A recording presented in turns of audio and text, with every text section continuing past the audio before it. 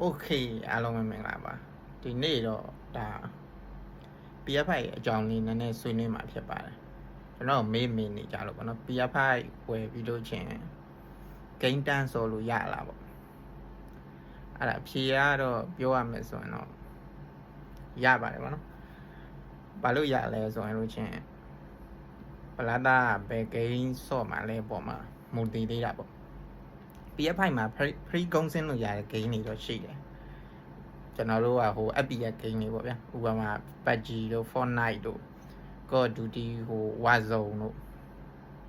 ပြီးတော့ကျင် Data 4တို့အဲ့လို game တွေကိုတော့ free ကုန်စင်လို့ရတယ်ဒါပေမဲ့သူ့မှာပါတဲ့ဒီ controller ကြီးနဲ့ပေါ့နော်ဒီ controller ကြီးနဲ့ဟိုစကေးကြဆော့နိုင်ဖို့ဆိုတာတော့ကျွန်တော်တို့ပါတယ်မိပါအောင်မှရမှာပေါ့နော်တခြားကျွန်တော် story line တွေအဲ့လိုပေါ့ဂိမ်းတွေကိုဆော့ကျင်နေဆိုတော့ဘောနော် jailbreak လုပ်ပြီးတော့ဒီ game တွေကို free down ပြီးတော့ဆော့လို့ချင်တော့ရလိုက်မယ်ဒါမှမဟုတ်ဟိုလမ်းစဉ်ကြီးပေးပြီးတော့ဆော့မယ်ဆိုတော့သူ့ရဲ့ဒီ PlayStation Plus ထဲမှာပါတဲ့ game တွေကိုတော့ဆော့လို့ရတယ်ဒါပေမဲ့တကယ် game တွေပေါ့တကယ်ကောင်းတဲ့ဟိုအခုမှနောက်မှထွက်တဲ့ game တွေကိုတော့သူကအထက်မှာတော့မထည့်ထားသေးဘူးဘောနော် PlayStation Plus မှာတော့ကျွန်တော်ဒါပေမဲ့ဟိုပထမ God of War တွေဘာတွေတခြား CD တွေ The Last of Us တွေဘာတွေကတော့ဒီ PlayStation Plus ထဲမှာဆော့လို့ရတယ်လစဉ်ကြီးပေးသွင်းပြီးတော့ဗောနော်တလားကိုဆိုရင်တော့အနည်းဆုံးတလားလစဉ်ကြီးဆိုရင်တလားကို450 500လောက်တော့ရှိတယ်ဗောနော်အဲ့လားလစဉ်ကြီးသွင်းပြီးတော့ဆော့လို့ရတယ်တစ်နှစ်ရှိတယ်3လရှိတယ်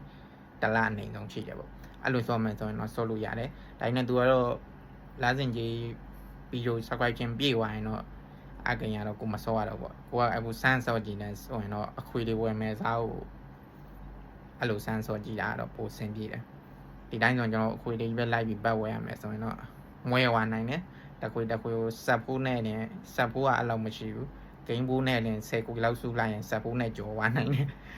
အနှစ်ချုပ်ပြောရရင်တော့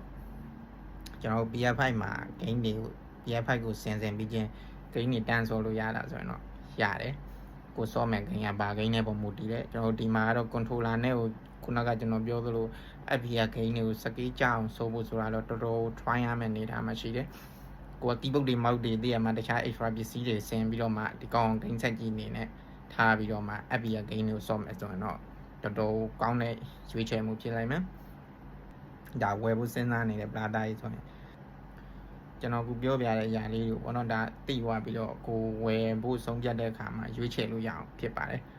okay နောက်နေ့မှတွေ့တာပေါ့ bye bye